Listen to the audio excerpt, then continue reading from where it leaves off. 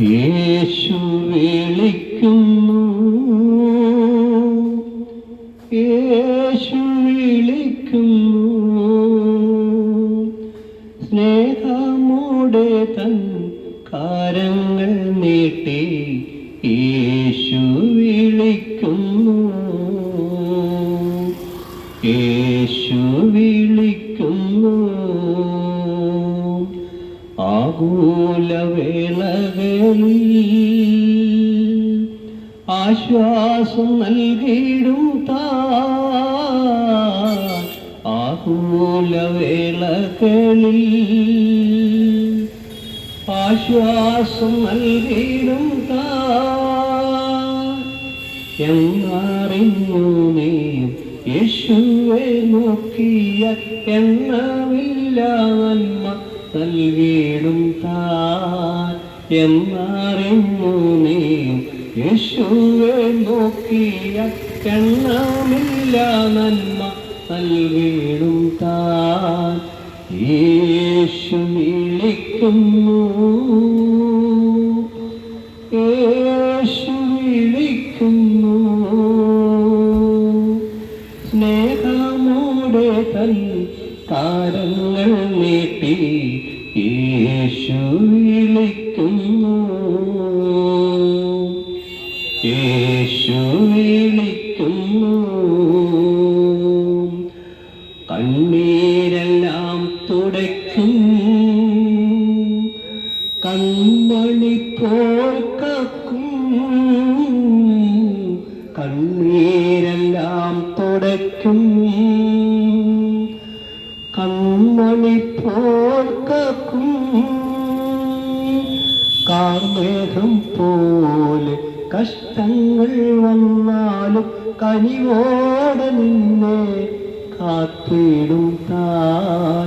കാർമേഘം പോലെ കഷ്ടങ്ങൾ വന്നാലും കനിവോടെ നിന്നെ കാത്തിടും താൻ.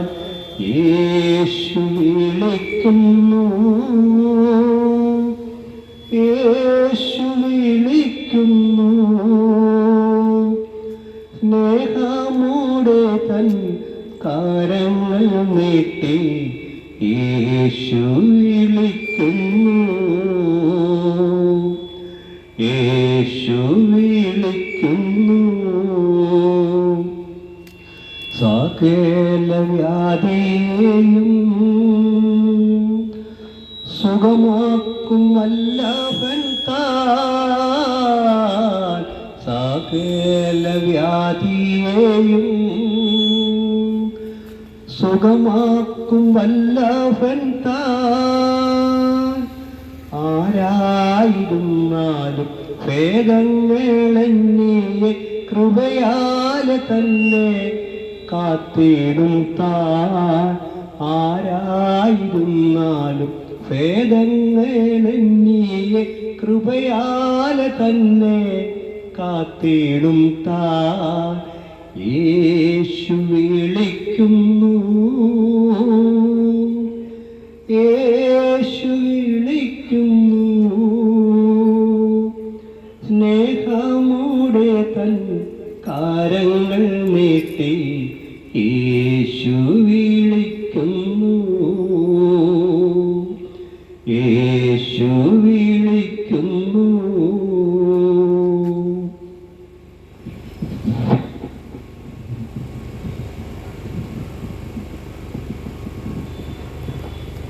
അത്യുന്നതങ്ങളിൽ ദൈവത്തിന് മഹത്വം, ഭൂമിയിൽ ദൈവപ്രസാദമുള്ള മനുഷ്യർക്ക് സമാധാനം. പ്രിയമുള്ളവരെ, ഒരു ക്രിസ്മസ് കാലവും കൂടെ വന്നെത്തിയിരിക്കുകയാണ്. ഈ ക്രിസ്മസ് കാലത്തിന്റെ പ്രത്യേകത നമുക്കെല്ലാവർക്കും അറിയാം. മനുഷ്യകുലത്തെ രക്ഷിക്കുവാൻ വേണ്ടി 2000 വർഷങ്ങൾക്ക് മുമ്പ് മനുഷ്യന്റെ സൃഷ്ടിതാവായ ദൈവം മനുഷ്യനായി ഭൂമിയിൽ ജന്മമെടുത്ത് വന്നതായ തിരുപ്പിറവിയെ ഓർക്കുന്നതായ ഒരു ഉത്സവമാണ് ക്രിസ്മസ് എന്ന് പറയുന്നത്. ഇന്ന് പലരും ക്രിസ്മസ് ആഘോഷിക്കുമ്പോൾ നമുക്കറിയാം, ലോകത്തിന്റെ അനേക രാജ്യങ്ങളിൽ ചെന്നു കഴിഞ്ഞാലും ഈ സമയങ്ങളിൽ വർണ്ണമനോഹരമായ സ്റ്റാറുകൾ വീടുകളുടെ വാതിൽക്കൽ കെട്ടിത്തൂക്കിയിടുന്നത് കാണാം. അനേക കടകൾ മനോഹരമായി ദീപാലങ്കൃതമായി അലങ്കരിച്ച് മനോഹരമായ കാണാൻ കണ്ണിന് കൗതുകരമായിട്ടുള്ള ഒരവസ്ഥയാണ് ഈ ക്രിസ്മസ് കാലം. എന്നാൽ ക്രിസ്തുമസ് യഥാർത്ഥത്തിൽ എങ്ങനെയാണ് ആഘോഷിക്കേണ്ടത്? നമ്മൾക്കറിയാം, ലോകത്തിൽ ഏറ്റവും കൂടുതൽ മദ്യം ചെലവഴിക്കുന്നത് ക്രിസ്മസ് ദിനത്തിലാണ്. കാരണം ഇന്ന് മനുഷ്യന്റെ ജീവിതത്തിൽ മദ്യമില്ലാതെ ഒരു ഉത്സവവും അതിന്റെ പൂർണ്ണതയിൽ എത്തുകയില്ല എന്നുള്ളതായ ഒരവസ്ഥയിലേക്ക് മനുഷ്യൻ മാറി. ക്രിസ്മസ് ആണെങ്കിലും ഈസ്റ്റർ ആണെങ്കിലും ഓണമാണെങ്കിലും വിശേഷ ദിവസങ്ങൾ എന്തുമാകട്ടെ, കുഞ്ഞുങ്ങളുടെ വിവാഹമാണെങ്കിലും മരണമാണെങ്കിലും ഇന്ന് മദ്യം ഇല്ലാതെ ഒരു ഉത്സവത്തിന് അല്ലെങ്കിൽ പെരുന്നാളിന് ആഘോഷങ്ങൾക്ക് ഒരു കൊഴുപ്പില്ല എന്ന് പറയുന്നതായ ഒരവസ്ഥയിലേക്ക് മാറിക്കഴിഞ്ഞു.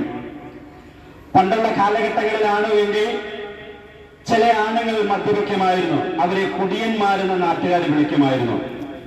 എന്നാൽ ഇന്ന് ആ പേരൊക്കെ മാറി. ഇന്ന് ആണുങ്ങൾ മാത്രമല്ല, ഇന്ന് അനേക പെണ്ണുങ്ങളും ലേഡീസും മദ്യത്തിന്റെ ഉപയോഗത്തിലേക്ക് മാറിയ ഒരു കാലഘട്ടത്തിലാണ് നാം ജീവിക്കുന്നത്. ഇന്ന് മദ്യപാനം ഒരു പാഷനായി മാറിയിരിക്കുകയാണ്. എന്നാൽ പ്രിയമുള്ളവര്, കാലം മാറി, മനുഷ്യന്റെ ചിന്താഗതികൾ മാറി, മനുഷ്യൻ പുരോഗതിയുടെ പാതയിലേക്ക് എത്തി. എന്നാൽ മനുഷ്യന്റെ ഈ പുരോഗതി എന്ന് പറയുന്ന ഈ കാര്യങ്ങൾ ദൈവത്തിന്റെ വചനവുമായിട്ട് നമ്മൾ തട്ടിച്ചു നോക്കുമ്പോൾ മനുഷ്യൻ തെറ്റിൽ നിന്ന് തെറ്റിലേക്ക് പോയിക്കൊണ്ടിരിക്കുകയാണ്. കാലം മാറും, പക്ഷെ ദൈവം മാറുകയില്ല. കാലങ്ങൾ മാറും, പക്ഷെ ദൈവത്തിന്റെ വചനമായ ബൈബിളിന് മാറ്റമില്ല. ദൈവത്തിന്റെ ദൃഷ്ടിയിൽ നോക്കുമ്പോൾ മദ്യപാനം ദൈവത്തിന്റെ ദൃഷ്ടിയിൽ തെറ്റായുള്ള കാര്യമാണ്.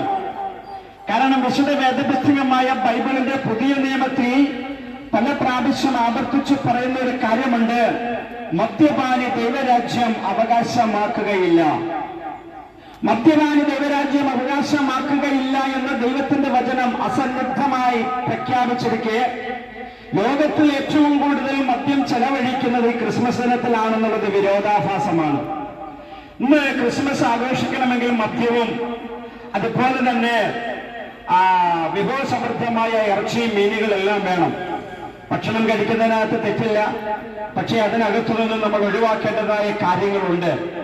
പ്രിയമുള്ളവരെ, യേശു എന്തിനു വേണ്ടിയാണ് ജനിച്ചത്? ഒരു ദിവസം സന്തോഷിക്കുവാനോ ഭക്ഷണത്തിൽ കൂടെയും നല്ലതായ ഡ്രസ്സുകളൊക്കെ ഇട്ട് സന്തോഷം സമ്മാനങ്ങൾ കൈമാറുവാൻ വേണ്ടിയാണോ യേശു ജനിച്ചത്? അല്ല. യേശു എന്തിനു വേണ്ടിയാണ് ഭൂമിയിൽ ജനിച്ചത്? കർത്താവായ യേശു ക്രിസ്തു 2000 വർഷങ്ങൾക്ക് മുമ്പ് ഈ ഭൂമിയിൽ മനുഷ്യനായി ജനിച്ച സമയത്ത് ആരും ശ്രദ്ധിക്കപ്പെടാത്തിരുന്ന ആ കാലഘട്ടത്തിൽ സ്വർഗത്തിലെ മാലാഖമാരുടെ ഒരു ഗ്രൂപ്പ് സ്വർഗത്തിൽ നിന്നും താഴ്ന്ന ഭൂമിയിലേക്ക് ഇറങ്ങി വന്ന് അവര് മനോഹരമായ ഗീതങ്ങൾ പാടി, അത്യുന്നതങ്ങളിൽ ദൈവത്തിന് മഹത്വം, ഭൂമിയിൽ ദൈവപ്രസാദമുള്ള മനുഷ്യർക്ക് സമാധാനമെന്ന് ഈ മാലാഖമാരുടെ ഗ്രൂപ്പ് സംഘം പാടുവാനിടയായി തീർന്നു. ആ പാട്ടിന് മുമ്പേ അവരൊരു സന്ദേശം, വെള്ളി ആട്ടിടയന്മാർ, ആടിനെ കാവൽ കാത്തുകൊണ്ട് കിടന്നതായ പാവപ്പെട്ടതായ ആട്ടിടയന്മാര് താമസിക്കുന്ന ആ ഷെഡിന്റെ അടുക്കലാണ് ഈ മാലാഖമാര് വന്ന് പാടുവാനിടയായി തീർന്നത്. ഈ മാലാഖമാര് വന്നതായ മാലാഖമാര് ഈ ആട്ടിടയന്മാരുടെ ഒരു സന്ദേശം, ദൈവത്തിന്റെ സന്ദേശം അവർ അറിയിച്ചത് അത് ഇപ്രകാരമാണ്: സർവജനത്തിനും ഉണ്ടാകുവാനുള്ള ഒരു മഹാസന്തോഷം ഇന്ന് ഞാൻ നിങ്ങളോട് സുവിശേഷീകരിക്കുന്നു. കർത്താവായ ക്രിസ്തു എന്ന രക്ഷിതാവ് ഇന്ന് നിങ്ങൾക്കായി ബേത്ലഹേമിൽ ജനിച്ചിരിക്കുന്നു. യേശു ജനിച്ചത് എന്തിനു വേണ്ടിയാണ്? ക്രിസ്ത്യാനികളെ രക്ഷിക്കാൻ വേണ്ടി എന്നുള്ളൊരു വാക്യമില്ല. യഹൂദരെ രക്ഷിക്കാൻ വേണ്ടിയാണെന്നല്ല എഴുതിയേക്കുന്നത്. സർവജനത്തിനും ഉണ്ടാകുവാനുള്ള മഹാസന്തോഷമാണ് യേശുവിന്റെ ജനനം. യേശുവിന്റെ ജനനം എങ്ങനെയാണ് സർവ മനുഷ്യർക്കും സമാധാനവും സന്തോഷം ഉണ്ടാകുന്നത്? പ്രിയമുള്ളവരെ, വിശുദ്ധ വേദപുസ്തകം വായിക്കുമ്പോൾ, ബൈബിൾ പഠിക്കുമ്പോൾ മനസ്സിലാകും, ഭൂമിയിൽ സകല മനുഷ്യർക്കും പ്രകാശിക്കുവാൻ, അത് ഏത് ജാതിയിലോ വന്നത്തിലോ കുലത്തിലോ പെട്ടതായ വ്യക്തി ആയിക്കൊള്ളട്ടെ, സകല മനുഷ്യർക്കും പ്രകാശം പരത്തുവാൻ ദൈവം ഉണ്ടാക്കിയ ഒരു വെളിച്ചമാണ് സൂര്യൻ. ഏതെങ്കിലും ഒരു ജാതിക്ക് മാത്രമല്ല സൂര്യൻ പ്രകാശം കൊടുക്കുന്നത്, ചന്ദ്രൻ വെട്ടം കൊടുക്കുന്നത്, അത് സകല മനുഷ്യർക്കും വേണ്ടിയുള്ളതാണ്. കാരണം എന്ന് പറഞ്ഞാൽ ദൈവം സകലത്തിന്റെ സൃഷ്ടാവായ ദൈവമാണ്. അതേ ദൈവം തന്നെ മാനവകുലത്തിന്റെ രക്ഷയ്ക്ക് വേണ്ടി മനുഷ്യനെ പാപത്തിൽ നിന്ന് വിടുവിക്കുവാൻ, മനുഷ്യനെ ദൈവരാജ്യത്തിന്റെ അകത്തെത്തിക്കുവാൻ മനുഷ്യന് വേണ്ടി ദൈവം ഒരുക്കിയ രക്ഷാ വഴിയാണ് കർത്താവായ യേശു ക്രിസ്തു. അതുകൊണ്ടാണ് മാലാഖമാർ, ദൈവം അയച്ച മാലാഖമാർ വന്ന് പാട്ടുപാടി സന്ദേശം അറിയിച്ചത് സർവ്വജനത്തിനും ഉണ്ടാകുവാനുള്ള മഹാസന്തോഷമാണ് യേശു ക്രിസ്തുവിന്റെ ജനനം. യേശു എങ്ങനെയാണ് സർവ്വ മനുഷ്യർക്കും സന്തോഷം കൊടുക്കുന്നത്? സർവ്വജനത്തിനും മഹാസന്തോഷം യേശു എങ്ങനെയാണ് കൊടുക്കുന്നത്? പ്രിയമുള്ളവരെ, നമുക്കറിയാം, ഒരു ലോട്ടറി അടിച്ചു കഴിഞ്ഞാൽ, 1 കോടി രൂപയുടെ ലോട്ടറി അടിച്ചു കഴിഞ്ഞാൽ അവർക്ക് അല്പ സന്തോഷം കിട്ടും. ആ ലോട്ടറി അടിച്ച ആൾക്ക് ഒരു സന്തോഷം ലഭിക്കും, കാരണം 1 കോടി രൂപയുടെ ലോട്ടറി അടിച്ചു. പക്ഷെ ആ 1 കോടി രൂപയല്ല, 1000 കോടി രൂപയുടെ ലോട്ടറി അടിച്ചാലും ആ ലോട്ടറി അടിക്കുന്ന മനുഷ്യൻ കുറെ നാൾ കഴിയുമ്പോൾ മരണം വഴിയായി ഭൂമിയിൽ നിന്ന് മാറ്റപ്പെടണം. അപ്പോൾ ആ മനുഷ്യന് കിട്ടുന്നതായ ആയിരക്കണക്കിന് കോടിയുടെ മൂല്യമുള്ളതായ പൈസ ആരനുഭവിക്കും? അദ്ദേഹത്തിന്റെ മക്കൾ അനുഭവിക്കും, നമുക്ക് പറയാൻ കഴിയുകയില്ല. ആരനുഭവിക്കും? അതുകൊണ്ട് ഈ ഭൂമിയിൽ ലഭിക്കുന്ന ഒരു സന്തോഷവും അത് നിത്യമായുള്ള സന്തോഷമല്ല, അത് താൽക്കാലികം മാത്രമാണ്. അത് കുറച്ചുനാൾ മാത്രം അനുഭവിക്കുവാൻ, കുറച്ച് ദിവസങ്ങൾ, ചിലപ്പോൾ 1 മണിക്കൂറുകൾ മാത്രമേ അനുഭവിക്കാൻ കഴിയത്തുള്ളൂ. അതുകൊണ്ട് അതൊരു മഹാസന്തോഷമല്ല. കാരണം മഹാസന്തോഷമാകണമെങ്കിൽ അവൻ എന്നേക്കും അത് അനുഭവിക്കാൻ കഴിയണം. എന്നാൽ യേശുക്രിസ്തു ദൈവം ഒരുക്കിയതായ സന്തോഷത്തിന്റെ പ്രത്യേകത കേവലം 70-80 വർഷം കൊണ്ട് തീരുന്ന ഒരു സന്തോഷം തരാൻ വേണ്ടിയല്ല കർത്താവായ യേശുക്രിസ്തു ഈ താണ ഭൂമിയിലേക്ക് ഇറങ്ങി വരുവാനായിട്ടിടയായി തീർന്നത്. നമുക്കറിയാവുന്ന ഒരു കാര്യമുണ്ട്. യേശുക്രിസ്തു ഈ ഭൂമിയിലായിരുന്ന സമയത്ത് യേശുക്രിസ്തു കേവലം 3.5 വർഷം മാത്രമേ ഈ ഭൂമിയിൽ തന്റെ പരസ്യ ശുശ്രൂഷ ചെയ്തിട്ടുള്ളൂ.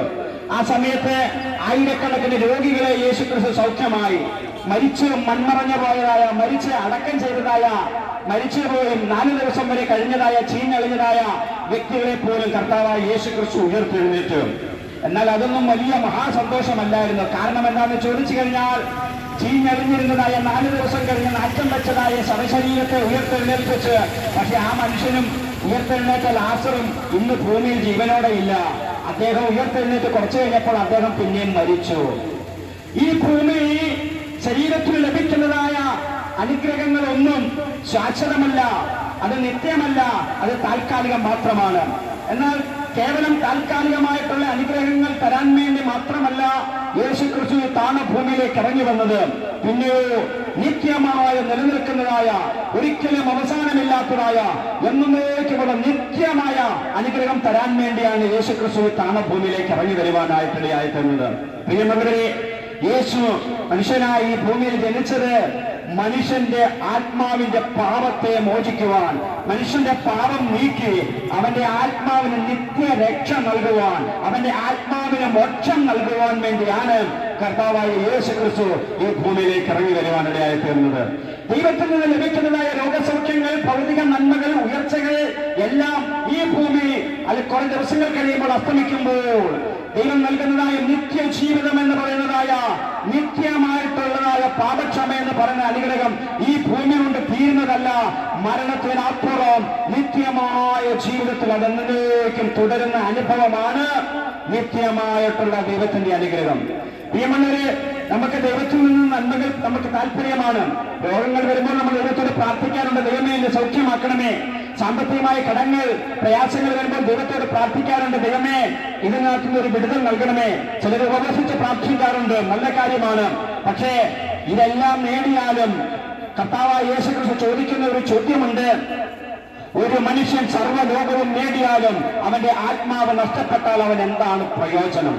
പ്രിയമുള്ളവരെ, യേശു തരുന്നതായ ഏറ്റവും വലിയ ദാനം, യേശു തരുന്നതായ ഏറ്റവും വലിയ അനുഗ്രഹം നിത്യ ജീവിതമാണ്. കർത്താവിൽ നിന്നും ഭൗതികമായിട്ടുള്ള നന്മകൾ ലഭിച്ചിട്ട് നിത്യമായിട്ടുള്ളതായ ജീവിതം നമുക്ക് ലഭിച്ചില്ല എങ്കിൽ നമ്മുടെ ജീവിതം അമ്പേ പരാജയം മാത്രമാണ്. യേശുക്രിസ്തു അനേകം അത്ഭുതങ്ങൾ ചെയ്തതായ സ്ഥലങ്ങളാണ് കഫർന്നഹൂം. യേശുക്രിസ്തു അനേകം അത്ഭുതങ്ങൾ, അടയാളങ്ങൾ ചെയ്തതായ പല പട്ടണങ്ങൾ ഉണ്ടായിരുന്നു. ഏറ്റവും കൂടുതൽ യേശുക്രിസ്തു യഹൂദയിൽ അത്ഭുതങ്ങൾ ചെയ്തു. എന്നാൽ ആ പട്ടണങ്ങളൊന്നും മാനസാന്തരപ്പെട്ടില്ല. യേശുക്രിസ്തു അത്ഭുതങ്ങൾ, അടയാളങ്ങൾ, വീര്യപ്രവർത്തനം ചെയ്തതായ അനേക പട്ടണങ്ങൾ ഉണ്ടായിരുന്നു. പക്ഷെ അവർക്ക് ഭൗതികമായിട്ടുള്ള അനുഗ്രഹം മാത്രം മതിയായിരുന്നു. എന്നാൽ യേശു എന്തിനു വേണ്ടിയാണ് ഈ ഭൂമിയിൽ വന്നതെന്ന് തിരിച്ചറിയാൻ കഴിയാതെ, യേശു ആരാണെന്ന് തിരിച്ചറിയാൻ കഴിയാതെ അവരാരും നിത്യജീവന് വേണ്ടി യേശുവിന്റെ അടുക്കൽ കടന്നു വരുവാൻ ഇടയായില്ല. അതുകൊണ്ട് യേശു ക്രൂശിൽ കയറുന്നതിന് മുമ്പ് യേശു ആ പട്ടണങ്ങളെ നോക്കിക്കൊണ്ട് കരയുകയും ആ പട്ടണങ്ങൾക്കെതിരെ സംസാരിക്കുവാൻ എവിടെയായി തീർന്നു. കഫർന്നഹൂമേ, നീ സ്വർഗ്ഗത്തോളം ഉയർന്നിരിക്കുന്നത്, നീ പാതാളം വരെ താണു പോകും. അതുപോലെ യെരൂശലേമിനെ നോക്കിക്കൊണ്ട് യേശു കരഞ്ഞു. ഈ നാളുകളിൽ നിന്റെ സമാധാനത്തിനുള്ളത് നീ അറിഞ്ഞിരുന്നെങ്കിൽ കൊള്ളാമായിരുന്നു, ഇപ്പോഴോ അത് നിന്റെ കണ്ണിനും മറയുന്നു. പ്രിയമുള്ളവരെ, യേശുവിൽ കൂടെ ഭൗതികമായിട്ടുള്ള അനുഗ്രഹത്തിന് വേണ്ടിയല്ല കർത്താവായ യേശു ക്രിസ്തുവിനെ നാം പിൻപറ്റേണ്ടത്. യേശു ഒരുക്കുന്നതായ ഏറ്റവും വലിയ അനുഗ്രഹമായ നിത്യ ജീവിതത്തിന് വേണ്ടി ആയിരിക്കണം നാം യേശുവിനെ അറിയേണ്ടത്. കാരണം ഭൗതികമായിട്ടുള്ള അനുഗ്രഹം യേശുവിൽ മാത്രമല്ല മറ്റുള്ളവർ പലരിൽ കൂടെ ലഭിക്കുവാൻ ഇടയായിത്തീരും. എന്നാൽ നിത്യജീവനം തരുവാൻ, നിത്യസമാധാനം തരുവാൻ, ആത്മാവിന് നിത്യശാന്തി നൽകുവാൻ വേറെ ഒരു മാർഗവും ഇല്ല. ദൈവം ഒരുക്കിയിരിക്കുന്ന ഏക മാർഗം, വിശുദ്ധ വേദപുസ്തകമായ ബൈബിളിൽ അപ്പോസ്തല പ്രവൃത്തികള് പത്രോസ് സദൈവ്യം വിളിച്ചു പറയുന്ന ഒരു വാക്കുണ്ട്, മറ്റൊരുത്തനും രക്ഷയില്ല, നാം രക്ഷിക്കപ്പെടുവാൻ ആകാശത്തിന്റെ കീഴിൽ മനുഷ്യരുടെ ഇടയിൽ നൽകപ്പെട്ട വേറെ ഒരു നാമവും ഇല്ല. പ്രിയമുള്ളവരെ, ആത്മാവിന്റെ രക്ഷയ്ക്ക് വേണ്ടി, ആത്മാവിന്റെ നിത്യമായിട്ടുള്ള രക്ഷയ്ക്ക് വേണ്ടി, നിത്യജീവിതത്തിന് വേണ്ടി സ്വർഗത്തിലെ സകല സൃഷ്ടികളെയും ഉടയവനായ സകലത്തിന്റെയും സൃഷ്ടാവായ ദൈവം ഒരുക്കിയിരിക്കുന്ന ഏക മാർഗം കർത്താവായ യേശു ക്രിസ്തുവിൽ കൂടിയുള്ള മാർഗമാണ്. ഈ മാർഗം, ഈ രക്ഷ പ്രാപിക്കുവാൻ കർത്താവായ യേശു ക്രിസ്തുവിനെ ഹൃദയത്തിൽ സ്വന്തം രക്ഷകനായി, കർത്താവായി യേശുവിനെ ഹൃദയത്തിൽ സ്വീകരിച്ചുകൊണ്ട്, യേശുവിനെ വായി കൊണ്ട് ഏറ്റു പറഞ്ഞുകൊണ്ട് കർത്താവിന്റെ കൽപ്പനയാകുന്ന പ്രകാരം യേശുവിന്റെ അവസാനത്തെ 2 കൽപ്പനകൾ യേശു സ്വർഗാരോഹണം ചെയ്യുന്നതിന് മുമ്പേ അവസാനം ശിഷ്യന്മാരോട് പറഞ്ഞതായ കൽപ്പനയുണ്ട്, വിശ്വസിക്കുകയും സ്നാനം ഏൽക്കുകയും ചെയ്യുന്നവൻ രക്ഷിക്കപ്പെടും. ഇത് ഏതെങ്കിലും ഉപദേശമാരുടെ വാക്കല്ല കേട്ടോ, ഇത് സാക്ഷാൽ ജീവന്റെ ഉടയവനായ സ്വർഗത്തിന്റെയും അതിലെ പാതാളത്തിന്റെ താക്കോൽ കൈവശമുള്ള യേശു ഡയറക്റ്റ് പറഞ്ഞ വാക്കുകളാണ്, വിശ്വസിക്കുകയും സ്നാനമേൽക്കുകയും ചെയ്യുന്നവൻ രക്ഷിക്കപ്പെടും. മർക്കോസ് 16:16 വ്യക്തമായി യേശു പറയുന്നു. അതുപോലെ തന്നെ മത്തായിയുടെ സുവിശേഷം അവസാനത്തെ അധ്യായത്തിൽ യേശു സ്വർഗാരോഹണം ചെയ്യുന്നതിന് മുമ്പേ ശിഷ്യന്മാരെ വിളിച്ചിട്ട് പറഞ്ഞു, നിങ്ങൾ ഭൂമിയുടെ അറ്റത്തോളം പോയി സകല ജാതികളോടും സുവിശേഷം അറിയിക്കുക. വിശ്വസിക്കുന്നവരെ പിതാവിന്റെയും പുത്രന്റെയും പരിശുദ്ധ ആത്മാവിന്റെ നാമത്തിൽ സ്നാനപ്പെടുത്തി ഞാൻ നിങ്ങളോട് കൽപ്പിക്കുന്നതൊക്കെയും പ്രമാണിപ്പാൻ തക്കവണ്ണം ഉപദേശിച്ചുകൊണ്ട് സകല ജാതികളെയും എന്റെ ശിക്ഷരാക്കിക്കൊള്ളുക. പ്രിയമുള്ളവരെ, ഇത് യേശുവിന്റെ കൽപ്പനയാണ്.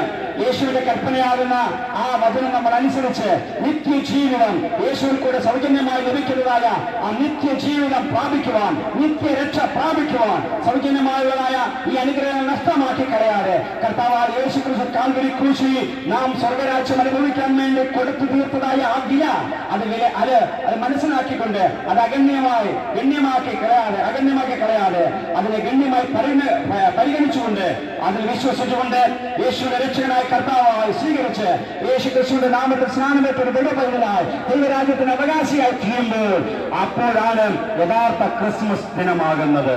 പ്രിയമുള്ളവരെ, ഗലാത്യ സഭകൾക്ക് പൗലോസ് ലേഖനം എഴുതുമ്പോൾ പറയുന്നു, ക്രിസ്തു പിന്നെയിൽ നിങ്ങൾ ഉരുവാകുവോളം ഞാൻ പ്രസവ വേദനപ്പെടുകയാണ്. യേശു ജനിക്കേണ്ടത് പുൽക്കൂട്ടിലല്ല. പ്രിയമുള്ളവരെ, യേശു ജനിക്കേണ്ടത് ഏതെങ്കിലും ദൈവാലയങ്ങളിലല്ല. യേശു ജനിക്കേണ്ടത് ഓരോ വ്യക്തിയുടെ ഹൃദയങ്ങളിലാണ്. നിങ്ങളുടെ ഹൃദയത്തിനകത്ത് യേശുവിന് ജനിക്കുവാൻ നിങ്ങളുടെ ഹൃദയം തുറന്നു കൊടുക്കുമോ? യേശു ജനിക്കാൻ ആഗ്രഹിക്കുന്നത് വേറെ എവിടെയുമല്ല. വിശുദ്ധ വേദപുസ്തകമായി ബൈബിളിൽ വെളിപ്പാട് പുസ്തകത്തിൽ പറയുന്നുണ്ട്, ഞാൻ വാതിൽക്കൽ നിന്ന് മുട്ടുകയാണ്, ആരെങ്കിലും എന്റെ ശബ്ദം കേട്ട് വാതിൽ തുറന്നാൽ ഞാൻ അവനോടും അവൻ എന്നോടും കൂടി അത്താഴം കഴിക്കുവാൻ ഇടയായിത്തീരും. പ്രിയമുള്ളവരെ, ഈ ക്രിസ്മസ് കാലഘട്ടത്തിൽ യേശു നിങ്ങളുടെ ഹൃദയത്തിൽ ജനിക്കുവാൻ, ഈ ക്രിസ്മസ് കാലഘട്ടത്തിൽ യേശു നിങ്ങളുടെ ഹൃദയത്തിൽ ജാതനാകുവാൻ, യേശു നിങ്ങളുടെ കർത്താവായ രക്ഷകനായി നിങ്ങളുടെ ഹൃദയത്തിൽ വരുവാൻ ദൈവം നിങ്ങളെ സഹായിക്കട്ടെ. അതിനുവേണ്ടി ദൈവം നിങ്ങൾക്ക് കൃപ നൽകുമാറാകട്ടെ. ഈ സന്ദേശം ശ്രമിച്ച